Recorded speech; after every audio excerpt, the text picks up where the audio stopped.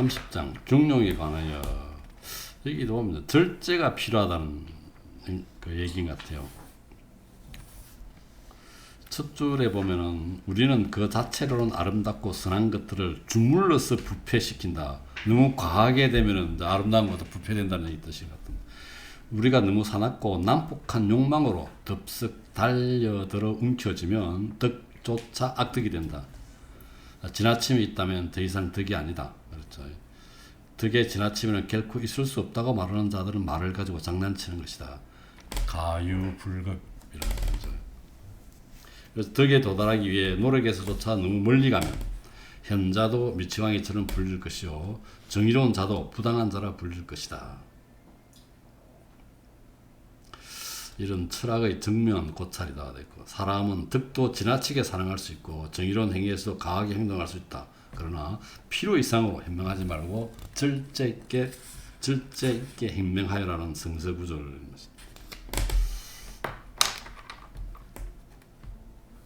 그 다음 페이지에 보면 딱 중간에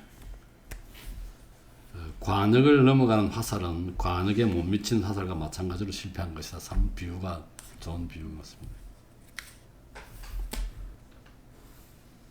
그 다음 마지막에 세 번째 줄에 사실 철학은 지나치면 우리의 타고난 자유를 구속하고 성가신 까다로움으로 자연이 우리에게 그려준 아름다운 편한길에서 벗어나게 하니 말이다.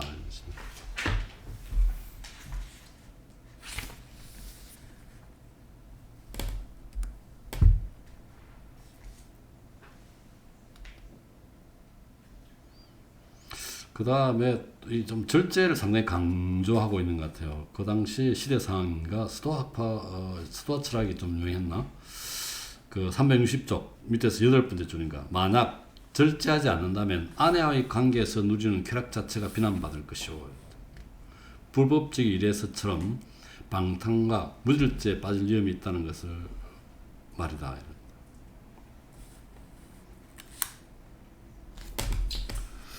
그래놓고 그 다음 페이지에 보면은 개론이란 경건하고 신성한 관계이다. 바로 그렇기 때문에 우리가 거기서 길러내는 즐거움은 조심성 있고 진지하며 어떤 엄격함이 깃든 것이어야 한다.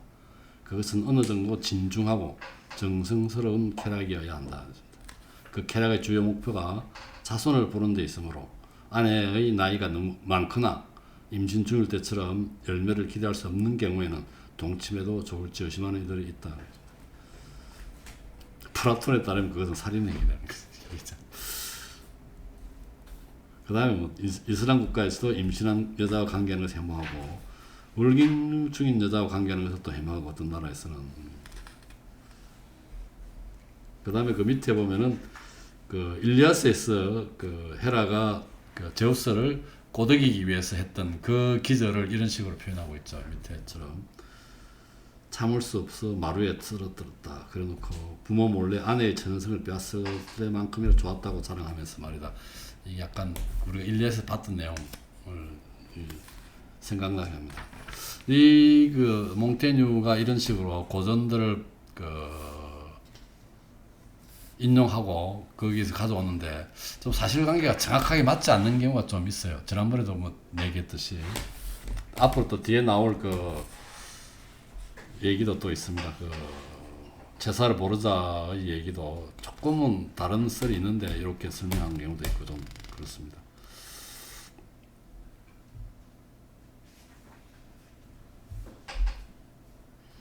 그다음 밑에서 362쪽 밑에서 6번째 줄에 요컨대 아무리 과도하고 무들죄하게 추구해도 비난받지 않을 만큼 정당한 쾌락에는 없다. 절제를 강조하고 있는 것 같아요. 그 다음에 그 다음 페이지 363쪽 인간의 지혜는 우리를 위해 부지런히 고통을 색칠하고 단장해서 그것에 대한 감각을 무디게 만들려고 술책을 쓰는 것과 마찬가지로 참으로 어리석게도 우리에게 속한 쾌락의 가지수와 달콤함을 줄이는데도 재간을 부린다.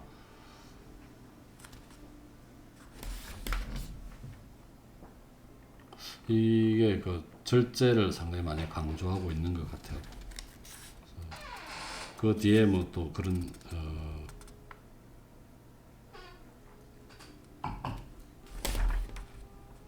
뭐 얘기가 뒤에 또 식인종 이야기가 나오는데 뭐 또 이런 이야기가 또 나오는데 청년들 죽인 이야기 뭐 사람을 제물로 바친 이야기들이 나옵니다.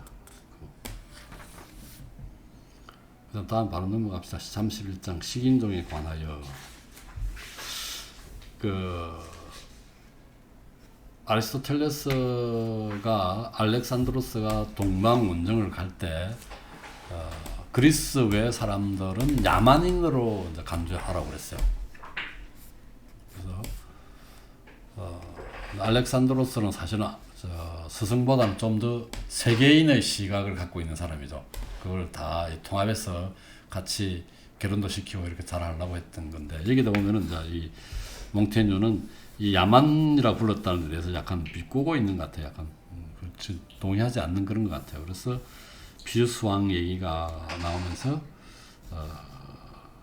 다른 그리스인들 아는 다른 사람 외국인을 야만족으로 불렀다는 거죠. 결코 동의할 수 없는 그런 얘기를 동의할 수 없는 그런 시각을 갖고 있는 것 같아요.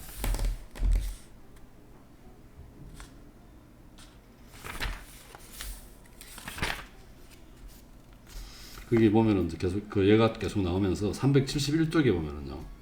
밑에서 한 8번째 줄쯤에 각자가 자기 관습이 아닌 것을 야만이라고 부르는 것이 아니라면 이 신세계는 신세계 얘기를 많이 했죠. 다른 쪽 따라 그 그리스 밖에 이 신세계에는 아무것도 야만적이거나 원시적인 것이 없다고 생각된다.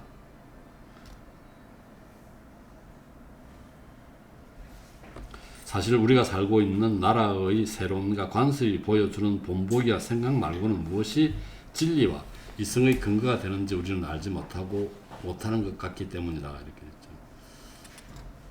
그래서 문화는 사실은 문화라고 하는 것은 우열이 없죠. 어떻게 뭐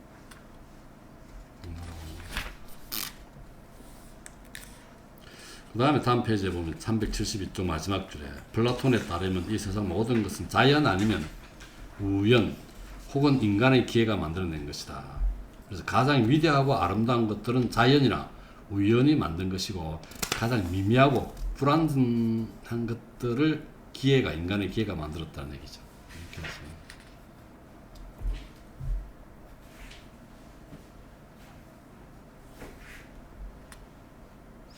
식인종에 대한 얘기, 식인의 습관이라 이런 간섭 혹은 문화를 얘기하면서 다른 얘기도 같이 하고 있는 것 같아요.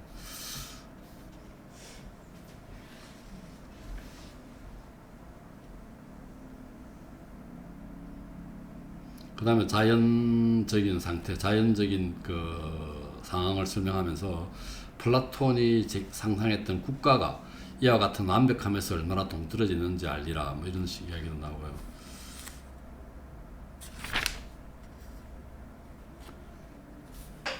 그 다음에 뭐 다른 나라 이야기도 하면서 이제 이렇게 나오는데요.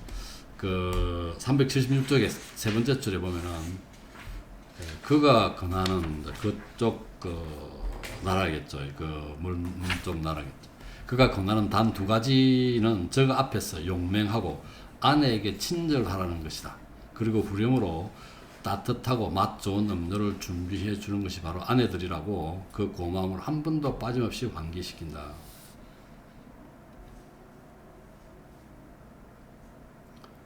그들에게도 이제 사제나 예언자가 있다고 얘기하고 그 다음에 377쪽 두 번째 줄에 예언이란 하나님이 주신 선물이다. 바로 그래서 오용하는 행위는 처벌받아 마땅한 사기일 수밖에 없다. 그래서 이전에 옛날에 보면 예언자들이 잘못 예언하면 바로 죽죠. 그런 게 아마 이런 근거에 있는 것 같아요. 그 밑에 보면 마지막 인간의 이해력을 벗어나는 비상한 능력을 자랑하면서 우리를 속이는 자들은 자기들이 한 약속과 다른 결과가 나타난다면 뻔뻔스레 사기를 친 것에 대해 당연히 처벌받아야 하지 않겠는가.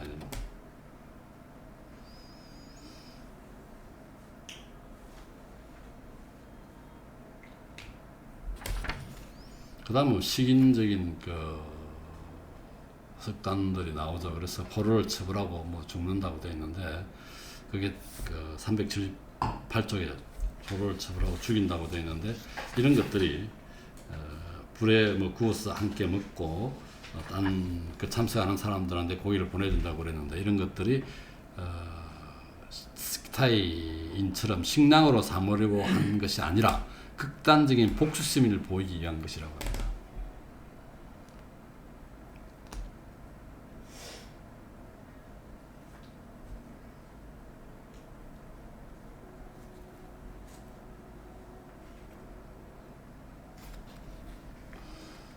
그래서 이 사람은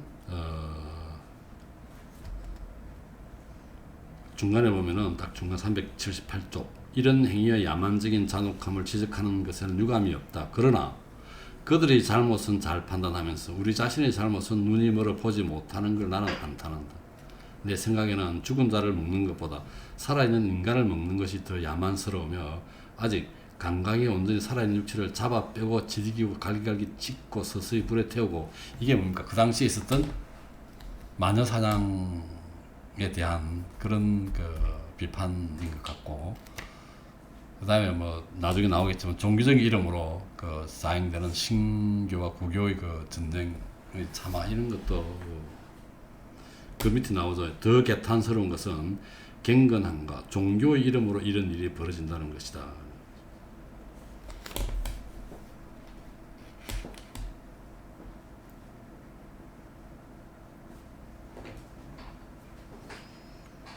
그 다음에 그 379쪽에도 있죠. 7번째 줄점인가요? 그리고 의사들은 오늘날에도 외과용이건 내과용이건 가리지 않고 우리 건강에 필요하다 싶은 온갖 용도로 사람의 시신을 사용한다. 그러나 오늘날 우리의 일상적인 악덕이 된 협작과 배신, 폭증과 잔인성을 정당화하는 이리도 타락한 개념은 일찍이 있어 본 적이 없다. 지금 현재의 그 이 세상을 비판하는 거죠. 현재를 비판하는 거죠.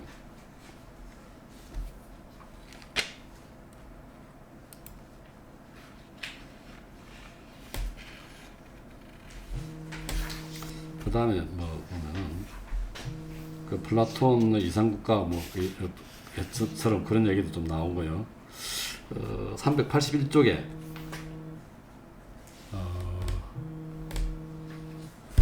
적의 영혼을 제압하여 그 스스로 패배를 시인하게 할 때에만 진정한 승리가 있다.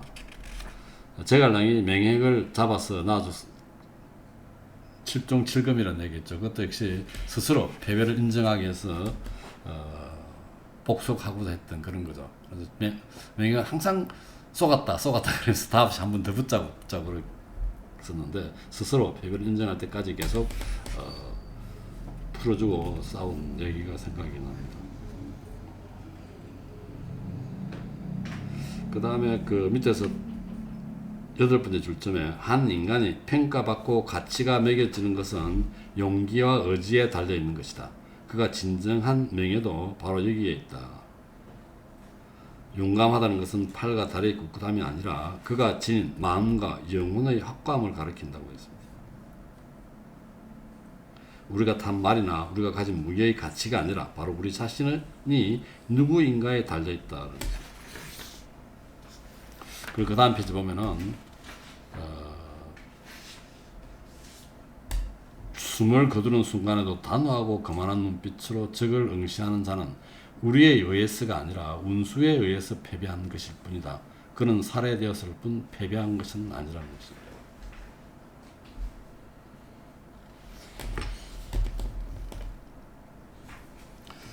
그 다음에 그게 승리 못지않게 당당한 패배도 있다라고 되어 있습니다. 살라미스나 플라타이아의 미칼네 시치라 전투에서는 뭐 이긴 것도 있지만 테르모필레 heb녀의 색곡에서 괴멸을 당한 레오니다스 왕과 그 부하들의 영광에는 감히 견줄 수조차 없을 것이다 라는 얘기죠.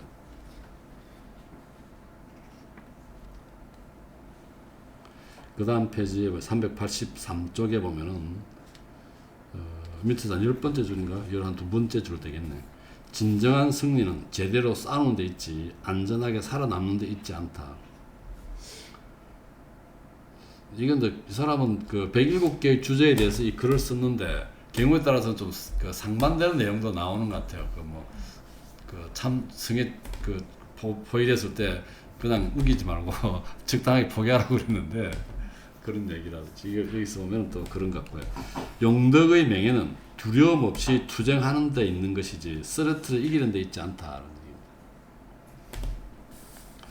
그 다음 또 재밌는 얘기가 384쪽 중간에 보면은 그곳 남편들은 아내를 여럿 거느리는데 용맹하다는 명성이 높으면 높을수록 더 많은 여자를 갖게 된다. 우리 쪽 여인들은 남자들이 다른 여자의 우정과 호의를 받아들이지 못하도록 질투하는 데 비해야겠습니다. 그곳 여자들은 남편들에게 그런 일이 가능하도록 애를 쓴다는 것은 그들의 결혼 생활에서 주목할 만한 아름다운 점. 이 사람은 이걸 높게 평가한 것 같아요. 자기 입장에서. 그 보면은 그 밑에서 다섯 번째. 우리네 아내들은 기적 같은 일이라고 소리 지를 것이다. 이건 그렇게 그쪽에서는 진실로 자기 남편이 용덕을 갖춘 자임이 증명된다는 뜻에서 그렇게 한다는 거죠. 보다 높은 단계의 결혼이 가진 고유한 미덕인 것이다. 뭉태는 이렇게 생각하나 봐요. 왜냐하면 성경에서도 보면 사라나 레아, 라헬과 같은 사라나, 레아, 라헬과 같은 야곱의 아내들은 예쁜 아내들을 남편에게 보내지 않았던가. 그죠?